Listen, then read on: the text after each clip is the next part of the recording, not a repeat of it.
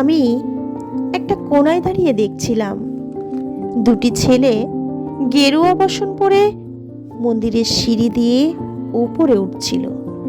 এত মন দিয়ে আমি কাউকে সিঁড়ি স্নেহ করতে দেখিনি। এত ভালোবাসা দিয়ে আমি কাউকে ধুলো মুছতে দেখিনি।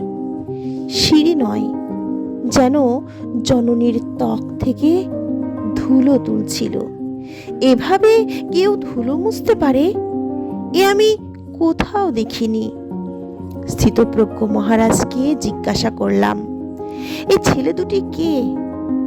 মহারাজ মৃদু হেসে বললেন, একজন নিউক্লিয়ার ফিজিসিস্ট, একজন IBM এর 6 লাখ টাকার চাকরি ছেড়ে এখানে এসেছেন, সিঁড়ি ধুতে এসেছেন। যে সিঁড়ি দিয়ে মানুষ উপরে ওঠে তা যেন পরিষ্কার হয়।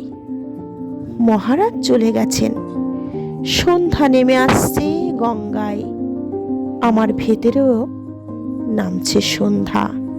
সারা পৃথিবীতে এত সিঁড়ি, সিঁড়িতে সিঁড়িতে এত দাগ, এত ক্রোধ, এত অপমান।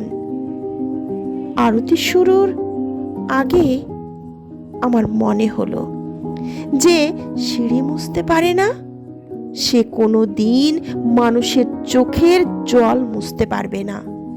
যে সিঁড়ি মুছতে পারে না সে কোনো দিন মানুষের চোখের জল মুছতে পারবে না।